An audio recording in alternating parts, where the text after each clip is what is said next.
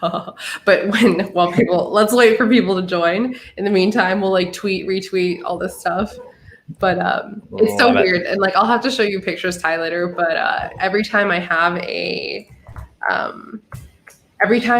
have this app on my phone. It's called like Sky Guide, and you can point it wherever, and it shows you, hello, everybody. This is not Trading Tuesdays. It's getting started, but we're waiting for more people to join. Ty and I are finishing our conversation, which is that, anyway, Sky Guide. It like you move your phone around and it tells you like where the sun is, where the stars are, whatever. So every time there's like an eclipse, I'll like watch the eclipse and see it, and like it's so strange. Like you probably saw on my Instagram the where the positions of the stars were when the eclipse was happening. But it's just very, very now everybody's gonna want to know what we're talking about. Our conversations are too deep for crypto Twitter. Yeah. Somewhere else. And, right. So okay. Hello everybody. We today on our wonderful Trading Tuesdays are going to be talking about how accurate, here comes Jorge just yelling, how accurate last week was. We're going to be looking at some trading patterns. We're going to show you a little candlestick cheat sheet, and then some macro TA on Bitcoin, Ethereum, Litecoin, and in honor of my video yesterday, XRP. So yeah, Ty, take it away on how accurate you were last week. Well, sure. So we looked at compound finance last week, and we looked at it last week, and actually let me so I can just show you my screen. Let's see, and let me know when you can see it. I'll just show you where we were at last week. Okay, let me add you to stream. Cool. So last week we were right around, I think it was like June 23rd. Yeah. Obviously 7 days ago, we were right around this area. This was about 240, 250. On the, like literally on the stream, it started dumping. But my estimate was before the stream even started was that we'd probably revisit somewhere around like 204, 205. Now it ended up coming down to 192 and pumping right back up to 203 and kind of staying here for a while until around 25th of June, and then it's kind of making its way down again. It's losing a lot of steam, so it was severely overbought up here. We actually pointed out there was a double top as well, so that was pretty good indication that it was going to have to dump, or it was definitely overbought. So that's what we had for last week. Very cool. And you were accurate down to almost $1, like almost instantly after our stream. Right. Maybe we're more powerful than we know. The biggest thing for me was on this estimate was just the price supports. So, this area between 192 and 204 was the strongest support that I had seen, and the best estimate for where I think the range would return to, because this was definitely overbought. I could tell just by looking at the price action here, and of course the double top. So that was kind of how I got to that conclusion. Yeah, but DeFi, decentralized finance, definitely still something that is going to take off, because you can earn like what? You can lend and borrow at such low percentage rates, when in the traditional market it's like between 10 and 30%. Yeah.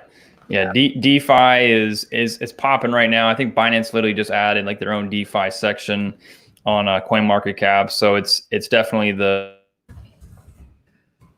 Hello, Ty. Hello. Dang it! Please don't say it's my Wi-Fi. Please don't say it's my Wi-Fi.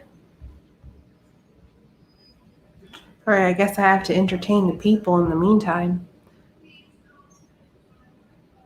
I can freaking hear myself repeating. Scott, can you please turn your computer down? All right, so in the meantime, we're just going to pretend like I'm a trader. Oh, Ty's back. Whew, you saved my life there, man. Remove. All right, you can show your screen again.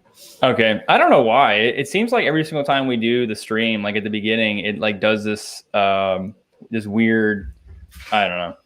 Yeah. Yeah. So hold on, I'll throw my screen back on. Okay. All right. Well, looks like we got some YouTube comments, in the live stream. That's good. Rich, Gemma. I will definitely make you rich. All right, I'm gonna pull up BTC. Except in the meantime, guys, clearly this is not financial advice. We're just two millennials doing what millennials do. Trying to make some money. Estimate. Estimate, yeah. Give some information. You know what they taught me in school while you're pulling? I can't. By the way, Ty, we can't see your screen. Oh yeah, I'm about to pull it up. Sorry. Okay, no worries. Hi, Eric. What's up? But in college, and it was because like I have a degree, I have a minor in air traffic control, so I was going to become an air traffic controller. And so what they taught me in school was just how to estimate. So I'm really good at doing math in my head super fast, but it's just because like, yeah. Anyways. Nice. Great. Yeah. I think I'm probably good at estimating because I don't know how to do actual math. Yeah. All right. So we have some interesting developments taking place. This is Bitcoin macro. Yes, this is Bitcoin. So I'm going to bring us in closer so we're not looking at some skinny little charts here.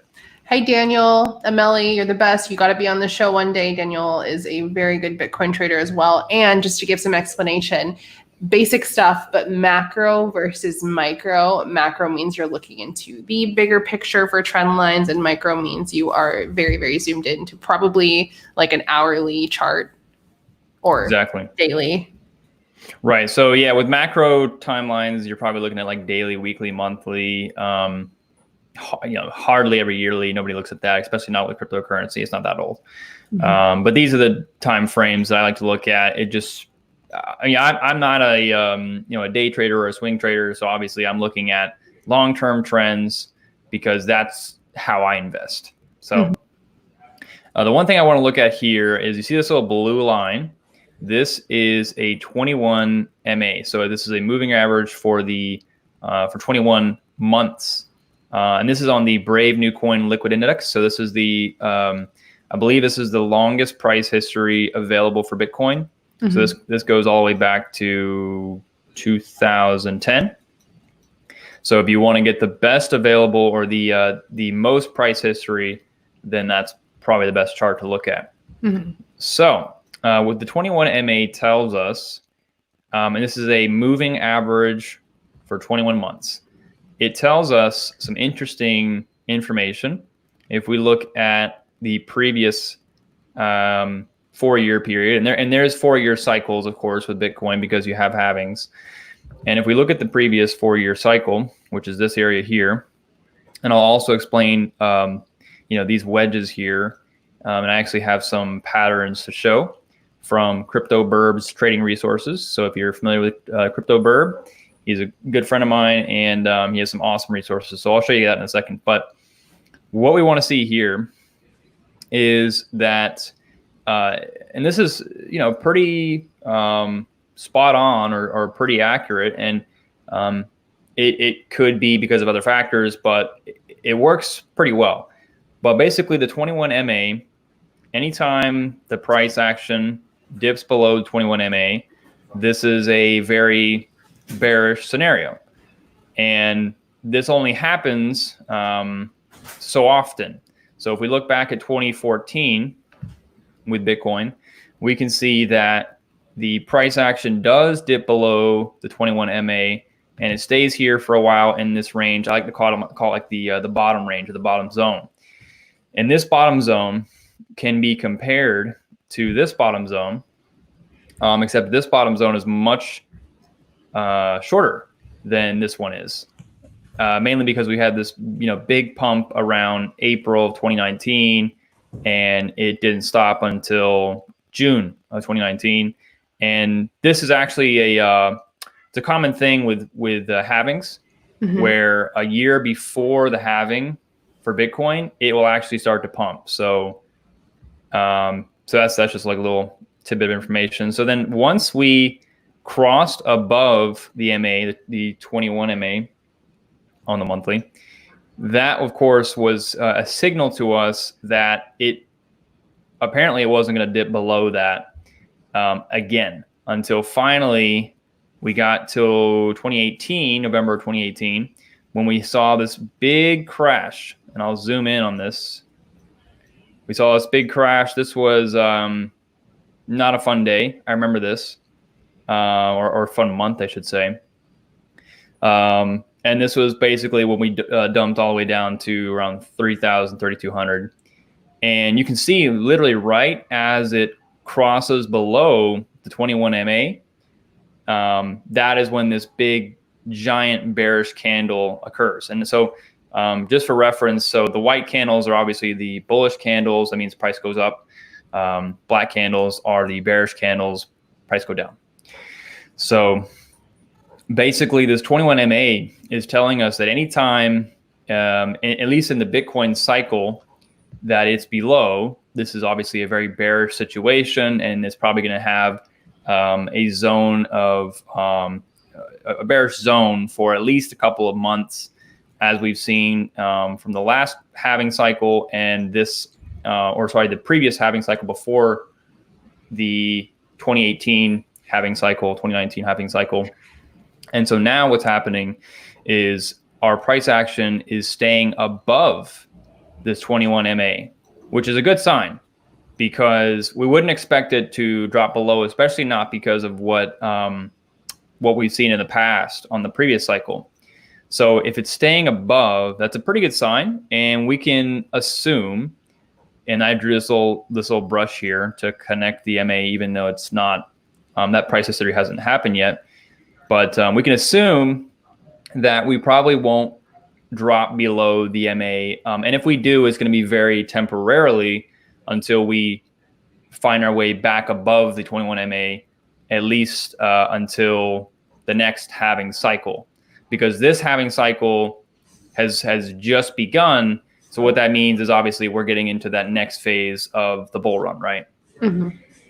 So assuming that we don't go below the 21 MA, and assuming that it kind of follows this pattern, and I just drew this little blue line all the way to February 2021, which we've been speaking about for a couple of weeks now, where February 2021 is our estimated time frame for liftoff.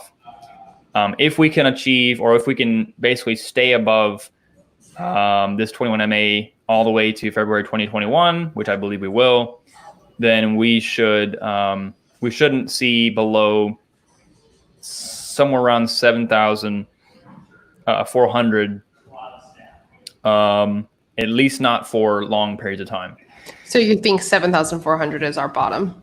At least that's what the MA is telling us. Okay. Yeah, I mean, if we do go below 7,400 again, it's probably going to be very briefly. Mm-hmm. But I just don't know if there's enough bearish, selling volume or power to be able to suppress the price of Bitcoin, especially now that the halving's already been done and there's a very big supply shock that's impending. It hasn't hit yet, but that's probably because the price is being suppressed by miners selling off, of course, to be able to support their operations. So another question then, Ty, why is this 21 MA such a good indicator in your opinion? Yeah, I mean, so you could say that there's other MAs, but mm-hmm. So there's the Fibonacci numbers. So I think you use 9, 21. I'm trying to remember the other numbers. I think 33. I could be totally wrong on that, but the Fibonacci numbers are usually the numbers that you want to use for MAs. Just because that's what all the numbers people, the TA people always say. So could use. Oh, go ahead. In case anybody doesn't know, Fibonacci numbers are basically it's like a sequence of numbers that are like the world's perfect numbers. They're prime numbers, right? Yes. Let me see. Let me find something. An image online. Look up the Fibonacci numbers. I can't remember all the numbers. Oh, it's just like perfect math. So it says that everything here. Let me share my screen. Everything is numbers. Right. So if everything is numbers, then it's so the universe revolves around these Fibonacci sequences, and so it's like perfect math. So when you're using, especially with TA and you have to imagine there's probably like bot trading and whatnot, and computers revolve around Fibonacci numbers. So whenever you're doing, go ahead, finish. Whenever you're doing. Yeah. So I mean, whenever you are using TA, or I mean, you could apply this to life if you wanted to. Some people do, but whenever you're using TA, you want to try to use Fibonacci numbers. So because even in terms of like logo, just like perfect logos that people love, if you use that circle that you saw in the Fibonacci like number chart, whatever, that's like a perfect logo. So it's really interesting because I mean, this might get a little spacey, but numbers really play into the world we see. Not only that, but then if we're talking about computers, everything ultimately is just ones and zeros. So exactly. And if we want to get really deep, everything is finely tuned for a very good reason. And, obviously numbers and mathematics play a very large part in that. Yeah. Sacred geometry, like Mauricio says. Hello, Mauricio. Hope you're doing well. There you go. The golden proportion. Yes. The golden ratio. That's what they call it. So the biggest reason why I chose 21 though, for the monthly at least, is because any longer or any higher of a number that's not in the Fibonacci sequence, like if you get in the 30s, it's not exactly going to give you the longest price history. So you can see here, I mean, the price history starts around 2010, but the line here starts at 2012. So in order to get a more or a longer moving average, you have to lower the number because you only have we're using months basically, and there's only so many months. Now, if you were going down to like the weekly or the daily, you could easily get away with like higher moving average.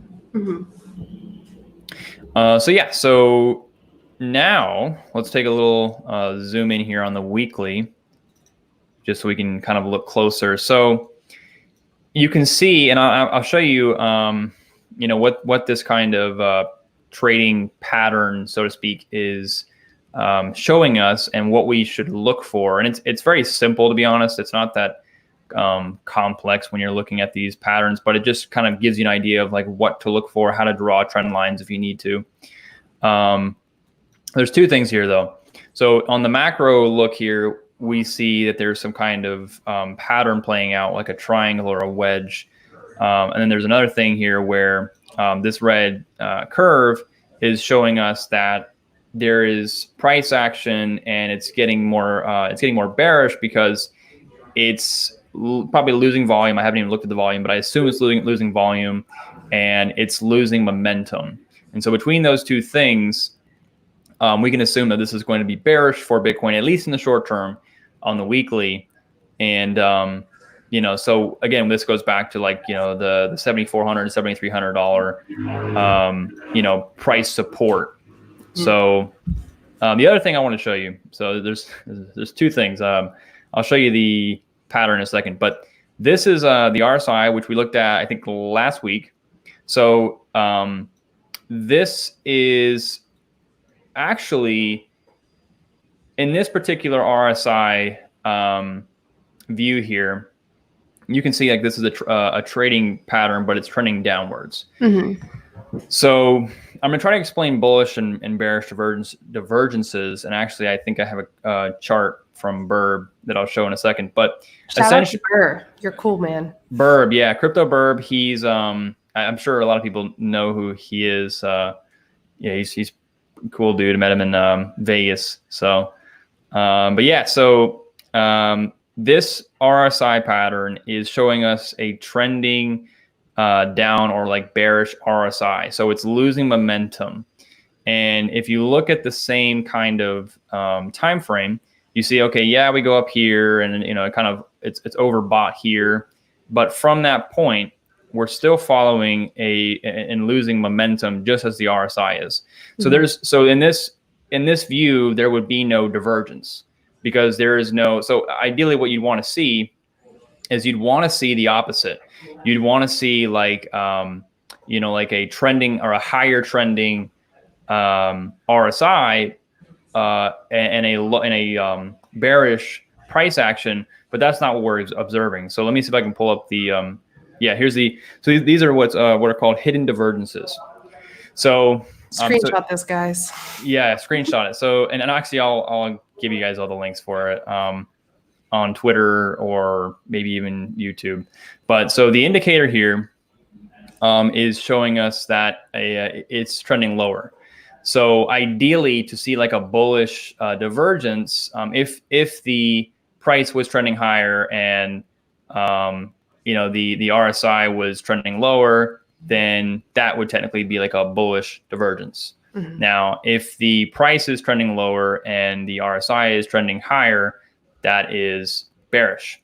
So that's not what we observe. We observe, from this point, bearish price action and bearish RSI. So there's no divergence. So at that point, we kind of just assume it'll probably trade sideways a while until finally the RSI eclipses this little pattern here, which I will show you. Which one of these? I think this one right here, except this is going to be the opposite. Mm-hmm. So this is called a descending triangle. This is obviously an ascending. Actually, is there a better one? I might have a better one. Let me see. It's probably closer to a common pennant. I don't think he has it on here. But basically, obviously what you're looking for is a accumulation until finally a breakout above occurs. It seems pretty simple, and these trading glossaries are pretty simple, but yeah, that's all there is to it. You're just looking for some kind of breakout out of these, symmetrical triangle, ascending triangle, whatever you're looking at. And sometimes there's not an exact replica of what you're seeing, but if you can try to assume what you're looking for and just draw the trend lines as they see them. And that's the other thing. I mean, if you draw a trend line, sometimes your trend lines are different from somebody else's. You're not always going to have the same trend lines. Yeah, because you can start from a different point or whatever reason. Exactly. So it's it's TA. Everybody has their own perspective and opinion on it. So you just try to understand what it's telling you rather than try to make it say something. So that's a little bit about Bitcoin. And of course, I showed you guys the little patterns. We'll show you on the next. I think I got either ETH or LTC. Let's see. So Bitcoin short term this week looks a little bearish, guys, but don't lose too much hope. The absolute bottom would probably be $7,800 if you set indicators to buy more at that price and do so. But this is still not financial advice. Also, long term, February 2021 is the estimated liftoff date, apparently, for all cryptos. So February 2021, you can hold it to this show, except you can't sue us because it's also not financial advice. Right. But if I'm right, somebody owes me something. Yeah. We're gonna have our QR code here for some tips. There you go. Yeah. If I'm right, so if I'm wrong, nothing bad happens to me. But if I'm right, Exactly. Okay. Eric, you put QR codes on here, okay? So this does actually have a slight divergence here. And I say slight because, you have a high here. And of course, you have lower highs here. So obviously, it's following this pattern here.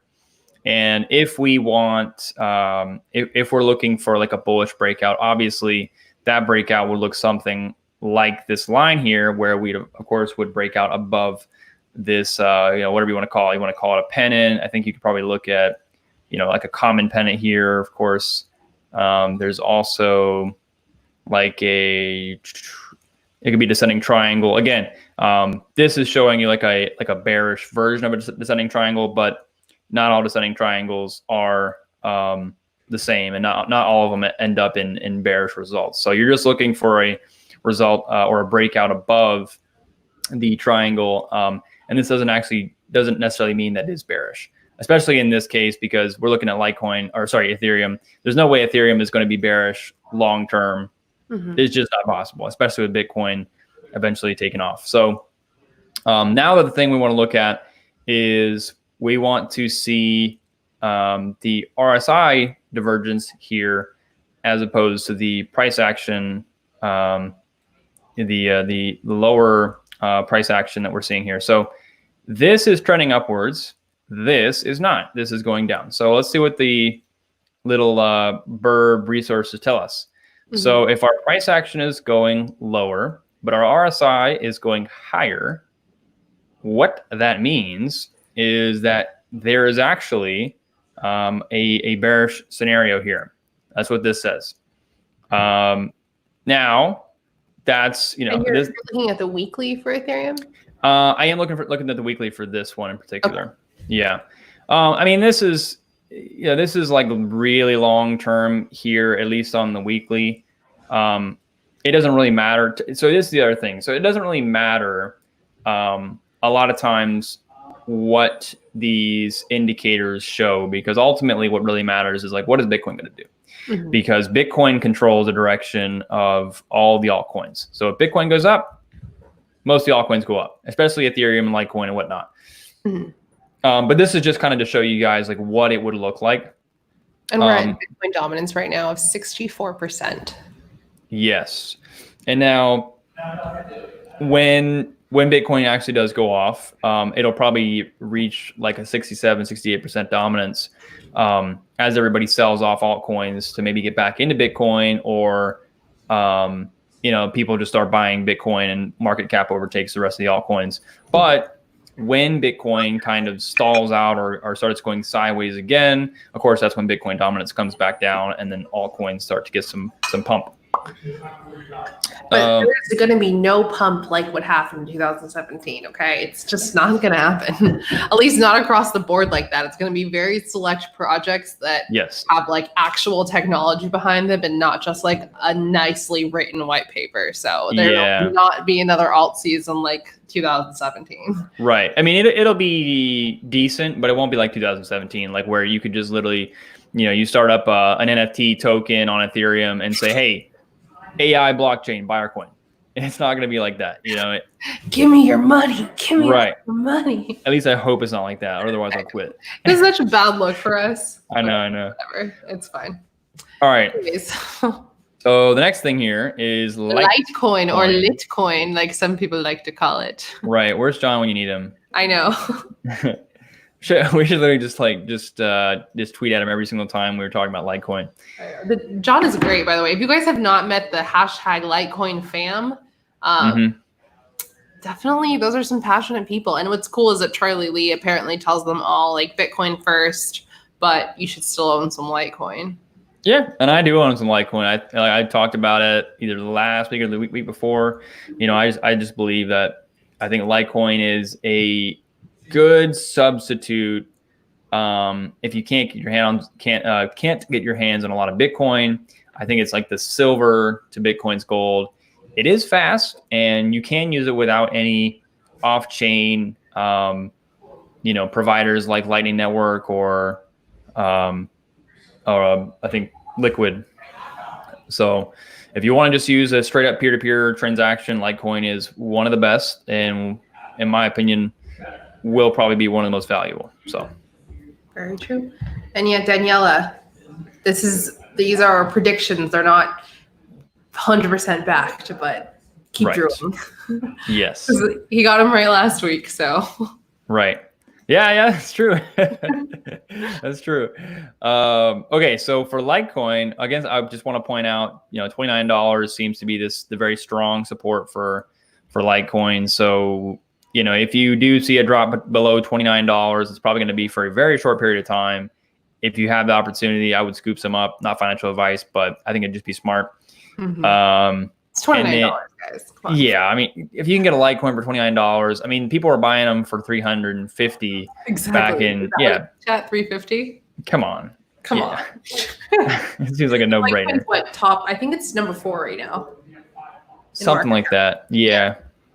So only thing is, in the very short term, Litecoin is losing steam. So what we're seeing here is, again, we're seeing a curve. So this is losing momentum. And if we look at the RSI, it's kind of going up. But again, this is also according to our little graphic, it is a bearish scenario. Even if the RSI is trending up and the price is going down, that is bearish. So we don't like that. But what it probably means is we're going to revisit $29, which I've been saying for a while now. I think we're going to revisit and tap for a third time on the weekly, which is actually a good thing if you're looking to buy some more. And it'll just be like a third confirmation of support at $29, which you can't go wrong at, especially because I don't see Litecoin. I just don't see Litecoin going below $29 for very long, especially because of all the implications, the community that surrounds it. I mean, you got to imagine, like, if at the very least the community is just going to buy it all up, right? So even if you have a strong community, they're still going to buy. What do you think about Daniel O'Malley's point? Litecoin has no reason to exist, but if everything goes up, it might drag Litecoin with it. Oh, absolutely. Yeah, you could say Litecoin has no reason to exist. It could or could not be a valid point. I think it is like Bitcoin in some form or fashion. It has similar characteristics to Bitcoin, so that is good. I think on its own, peer-to-peer, it is a faster means of transacting. I think it does have good money characteristics with a max supply of, I think, was it 82 million? I think we talked about last week or week before. I think it's 81, but yeah. Yeah, 81, something like that. So it does have good money characteristics. It is faster than Bitcoin. So yeah, and it's gonna be dragged by Bitcoin regardless. So even if you don't agree with, Litecoin's existence in general, I think it'd still be a good idea to just pick some up, just because it's going to go. And when it does go, it has a strong community to back it. It has a marketing team without even having to pay for it.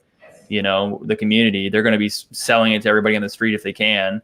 This guy, John Kim, shout out to you, John. And also what's cool about Litecoin is look at this L right here. How'd you do that, man? I wish I could see it. I can't see it on my screen. Oh, okay, yeah. I'll have to see it at the end. If you click on comments on the top right, you'll be able to see everybody chatting. Okay. All right. Well, John Kim is here. Hey, John, we were just talking about you. Oh, John's here again? All right. Sweet. So this is what he says. Daniel, this is towards you. He says, since 2011, zero downtime, over 500 billion transacted, 98% dominance on script. It ain't going nowhere. So. Dang, you pulled those facts out. Yeah. He pulled the receipts out. All right, so John, don't look at this. This is bearish for now, but don't worry about it. It'll just touch $29. You can buy more, and then it'll just go back up. So that's what we expect to happen. Especially, this is February 2021 right here, almost at the end of this little triangle. So even if you trade sideways, touch $29 support, and then bounce right back up, boom, you get some sweet $29 Litecoin, and you get to ride the waves with Bitcoin. So $29, guys, the floor of Litecoin. Yep. And the other thing is we also don't expect Bitcoin to start going up literally at February 2021. I expect by that date, we should see it get very close to eclipsing 20K. So what that does mean is that somewhere in this range, in between that period of time, we should see, Litecoin start to trend upwards. So if you can get it at $29, I would recommend it. Just saying. Okay. And then I'll just show you one more last thing on the little pattern here, just because we're talking about patterns. So if we're looking at this pattern, this is kind of like you have an upward trending line on the bottom, downward trending line on the top. So if we wanted to go to our common pennant here, that's what you're looking at. Look for a breakout above this pennant. It's pretty easy to detect. And so that's what we're looking at. So now on to the next one. Oh, here we go. So XRP. So Ripple, guys. Can you comment in the chat if you love Ripple, you hate Ripple? Let us know. How do you feel? Yeah, and I'd love to talk more about all this at the end. We're almost done. Yeah, we have time. We try to really cap it at 1 hour, so we have some time. But there can only be one. Says that's a bold call, Cotton. Let's see how it plays out. Oh, that's a good meme. Got it. Okay, so what we have here with XRP is a whole lot of interesting, development here. And we'll talk about maybe why we're seeing this. But so this is the most recent price history that I could find. I could probably go to their chart, but it doesn't really matter because the support that we're looking at is around 14.147 cents. Okay. A lot of people didn't support because this is like its lowest point, or on this chart it's the lowest point. There might be, I could probably go back and look at other previous price history on other charts, but for this it doesn't really matter because we've already seen a very low point at on this week it went down to like 10 cents. But as far as this area here, this seems to be decent support, not very strong support because we haven't retested it, at least on this chart. But what I'm thinking Sorry, is, Jorge made me take a picture. Oh, no problem. Sorry, continue.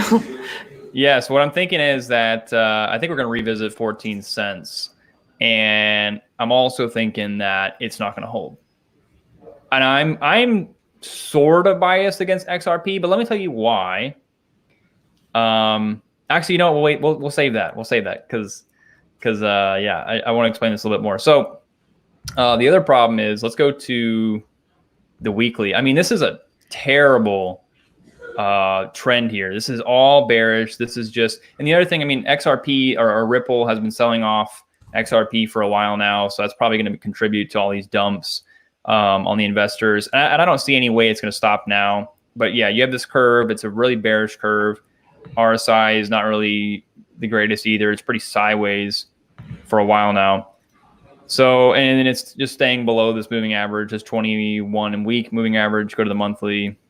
Don't really have a lot of history here, but yeah, I just don't think it's very bullish right now. That's just my personal opinion. Maybe you have a bounce of 14 cents, but with all the action going on and it's still bearish, it's not looking good.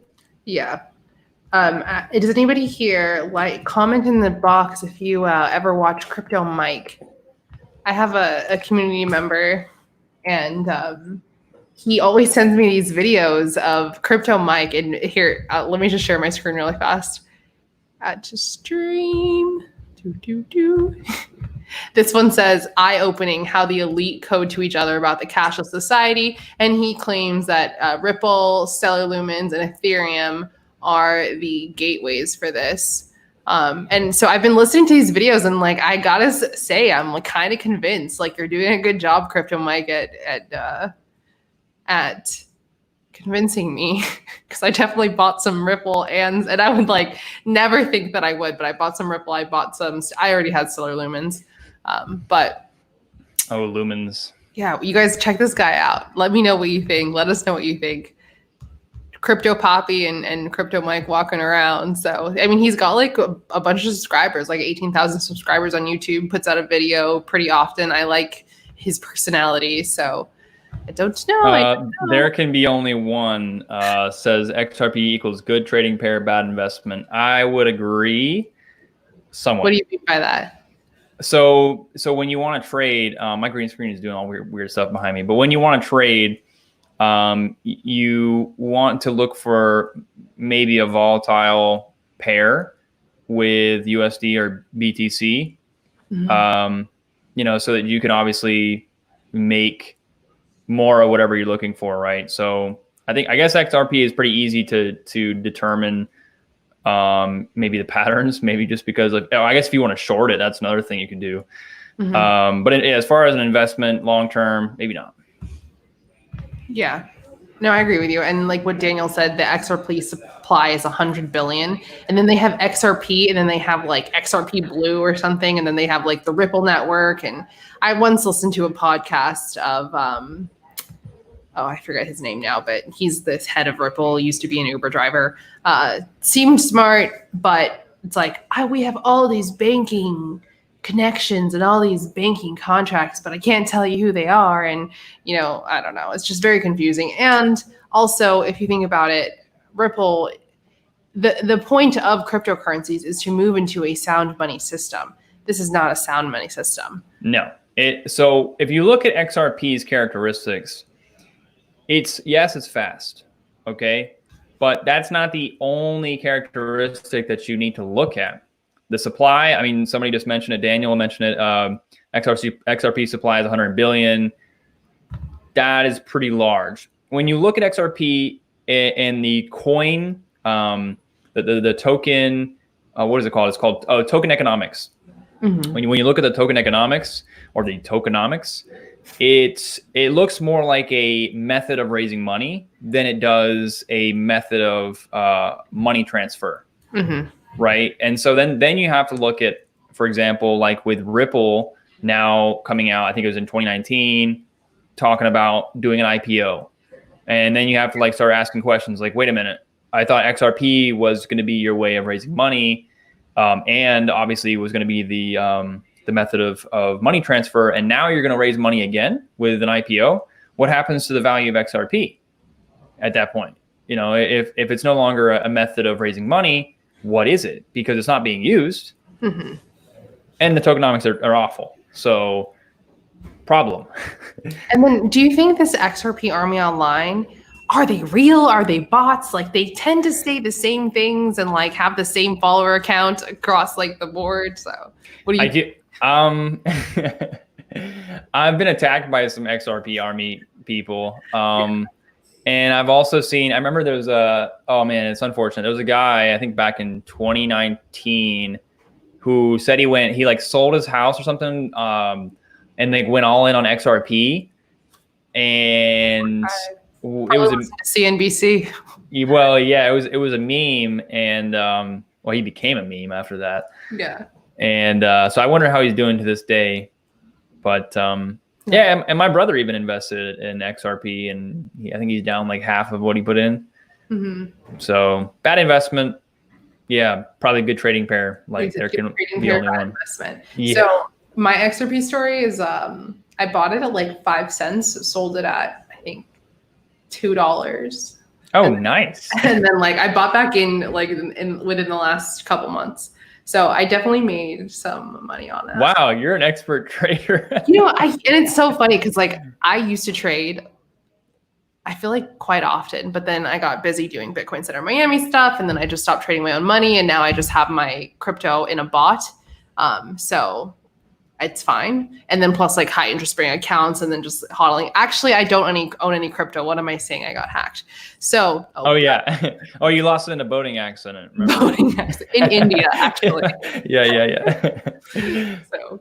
Brad Garglehouse. Brad Garlinghouse. That's the guy he's the head of XRP, and he like tells this story about how he used to be an Uber driver in San Francisco, and now he's like running this thing. But I mean, I'm interested. We'll see what happens. But according to a lot of different symbolism stuff that Crypto Mike is saying, that it's like XRP is going to be this like is going to be a payment rail or some way being affected in this CBDC that everybody's talking about, because a central bank digital currency is going to happen, but it's just like, which currency is it going to be, and which cryptocurrencies that are already existing, which ones are they going to plug in to use the framework that they already have? So, I mean, XRP, bad investment in terms of mostly everybody on this chat believes in like sound money, in restoring financial freedom to the way that it should be. And XRP definitely does not accomplish that. But is it a good investment in terms of use case, in terms of how it will be adopted by the people that are already trying to suppress us? So.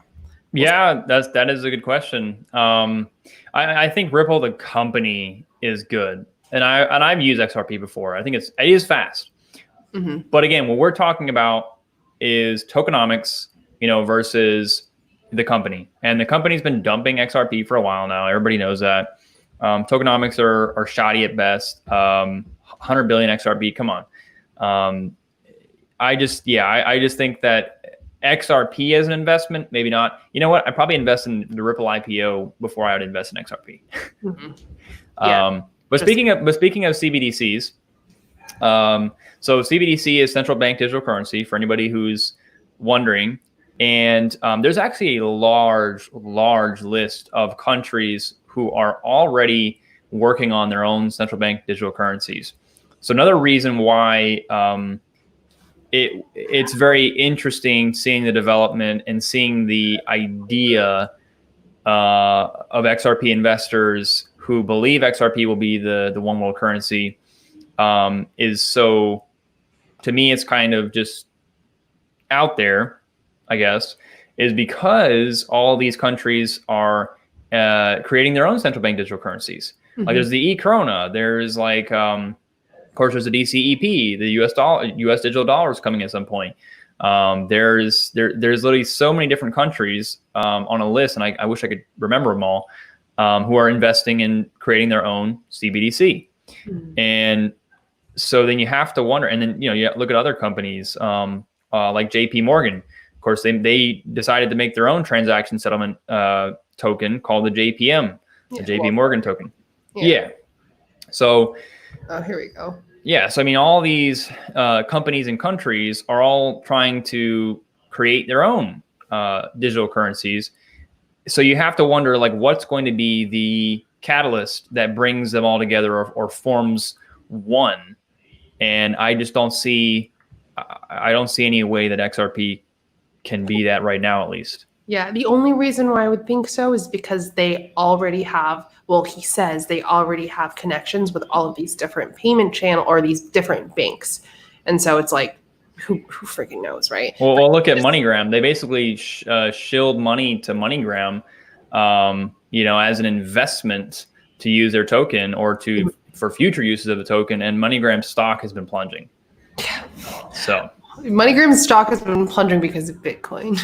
But that's true. Yeah.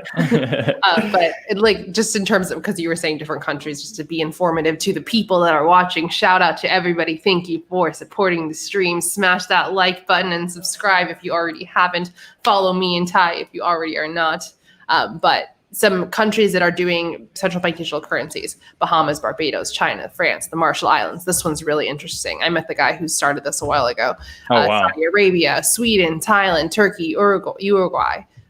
There's more. I know there's more than that. I saw. More, exactly. Yeah. Completely more, but money's already digital in a $60 trillion world money supply, and then and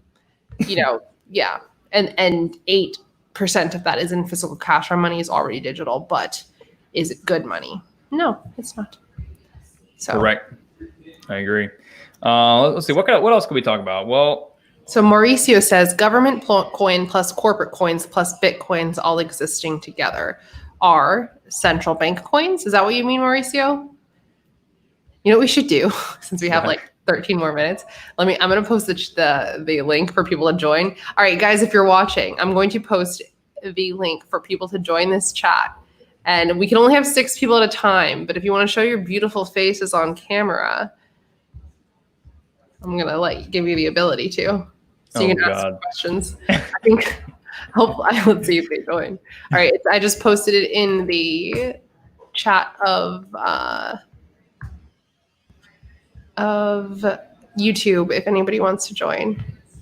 Okay, so here Jose says there is a project of various central banks working on an L3COS blockchain. What is that?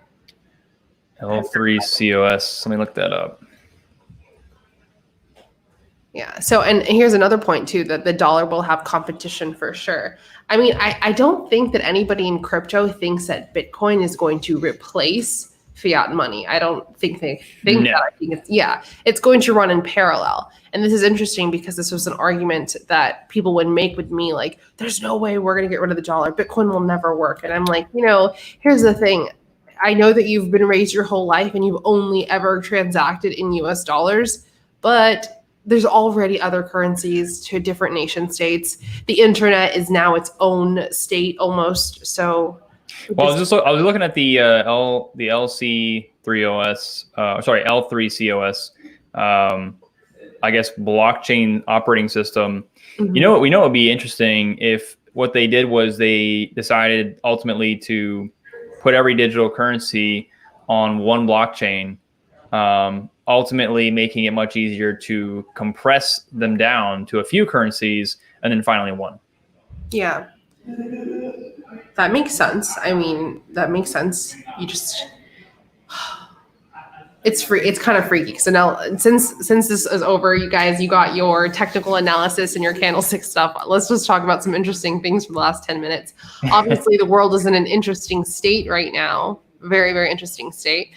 You have, like we talked about last week, you have the whole Bill Gates patenting that 2020-666 like patent, which is about a device that will reward you in cryptocurrency if it like reads your body data and then rewards you in cryptocurrency if you perform certain tasks, right?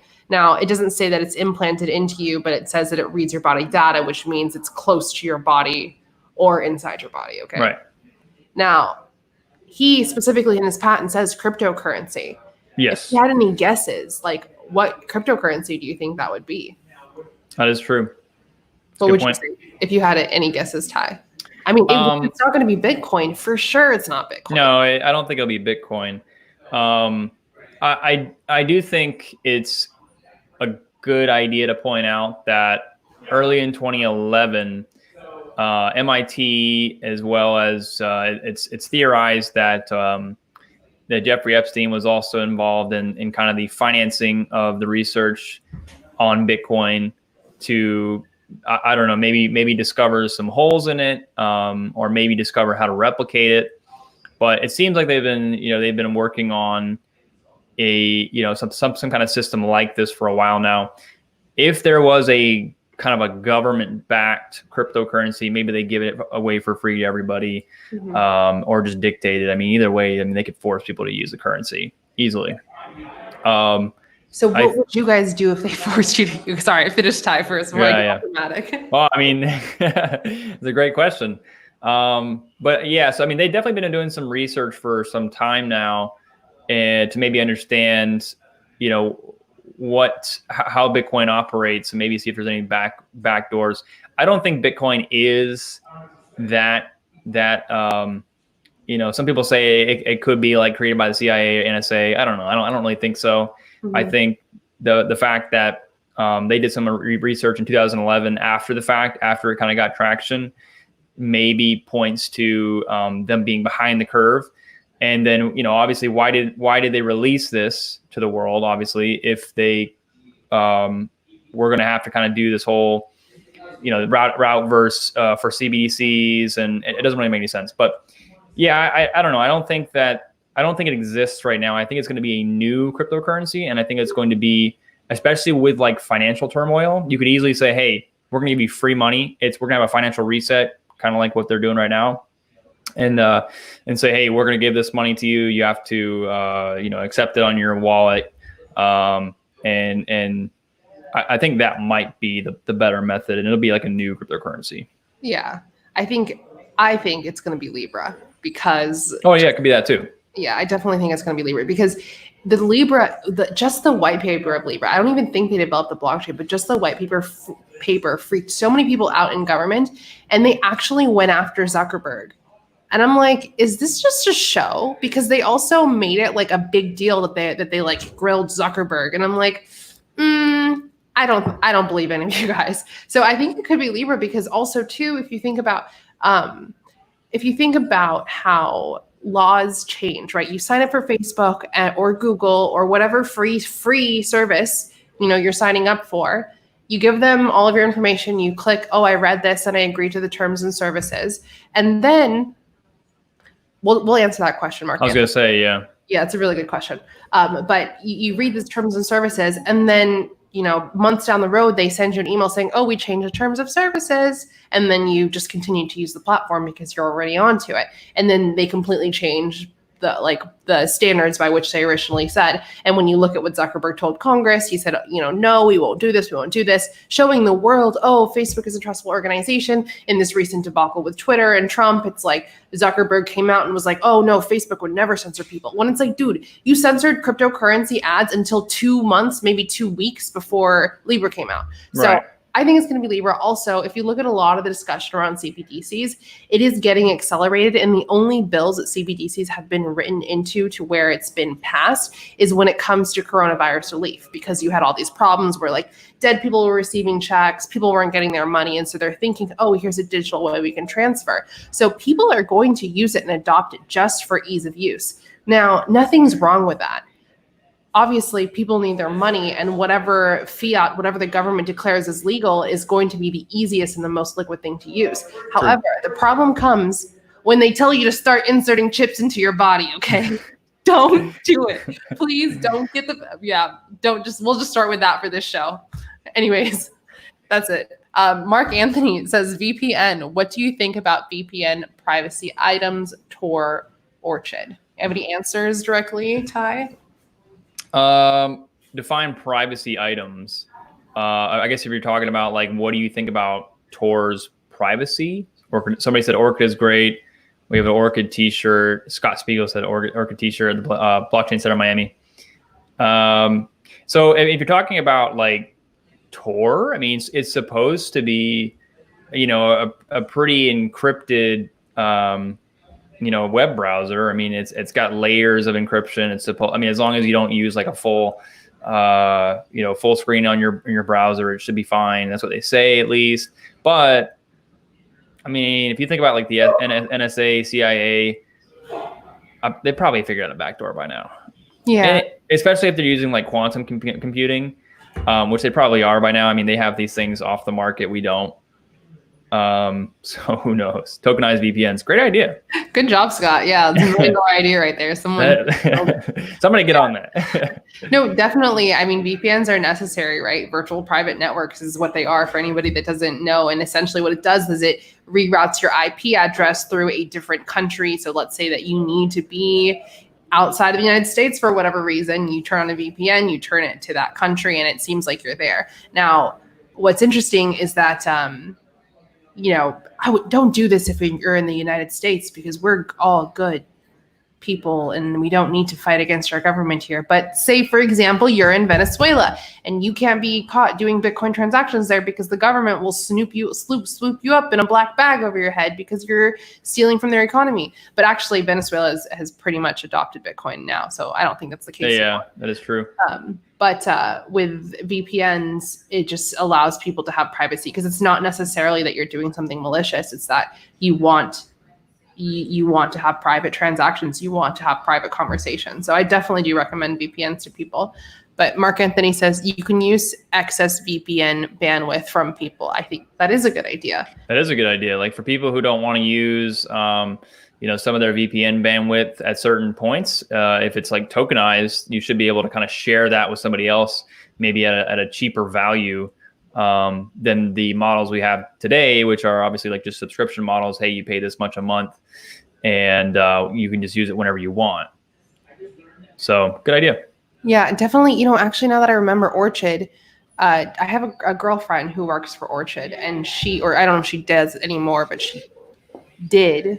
And Bunky Garrett is a fanatic about. Oh, that's the premise behind Orchid. All right, that's pretty lit. I didn't even know that. Yeah, so that's pretty cool. So basically, it is decentralizing VPNs, allowing other people to use the bandwidth of others people's VPNs. Oh, nice. Cool. And then I think he also said up at the top here, he said, "Is there value added for people to use no quantum?" So I'm assuming like if they're not using quantum computing, I assume they are. But here's the other thing.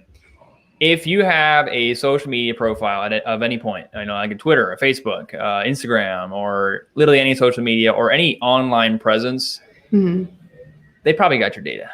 Yeah. The chances that, so unless you are off the grid, completely disconnected, like in a cabin somewhere with no internet, they probably got you some form or fashion. So it does suck. Maybe if you're doing something a little bit more suspicious, or maybe not suspicious in people's eyes, but the government's eyes, but then maybe I would suggest, or actually I definitely would suggest a VPN. And then the other thing is like, okay, so for people in China, obviously using a VPN means you're trying to tunnel underneath the censorship of the internet in China. That's obviously a major deal. So in the US, we don't have that yet, but I'm sure it's coming. Yeah. And here we go. Jose, who lives in Venezuela, says true story regarding Venezuela. Definitely, VPNs are a way to keep the internet free, because if you look at different revolutions that have happened, even in the United States, it's like your channels of information are so centralized that I have to turn on the TV in order to get information. Now, because of the internet, that doesn't have to happen anymore. And now, because of the internet, they don't get to track you, that you're looking into this information that they don't want you to know. So, but that is weird that Orchard is now on Coinbase. I don't know what to tell you, man. I just I remembered. So Norton had a data center breach. So, I think a lot of people use NordVPN, and I think so. And here's another thing. So whenever you see data breach, more often than not, a data breach is not a data breach. It is a lending of data approved. So you got to figure out, and I guess Orchid is probably the best option right now. People are talking about Orchid, but you got to figure out like which VPN's not going to just take your data and not really protect it, right? Yeah. I'm a huge fan of Proton Mail. Like, I personally use Proton Mail, but then their VPN too is cool, because it's one of those VPNs that you're never going to find on like, top 10 VPNs and then like a list on the internet, because they don't allow for affiliate links. So it's just like, there's no, you're not getting benefits. You're not getting linked to an individual and saying like, oh, this person was the one that recommended it to me. So Proton Mail all around. I mean, I think a lot of different encrypted mail servers got hacked. And, while it's like, okay, oh, cool, like Google provides email for free and they provide the whole G Suite, free is never really free. It is important to, at least for some of your emails, just pay for a service. Proton Mail is really not that expensive, especially right now. I think they're having a fire sale. This should be sponsored by Proton VPN, but it's not. But definitely, it's important to buy an encrypted email server like Proton Mail.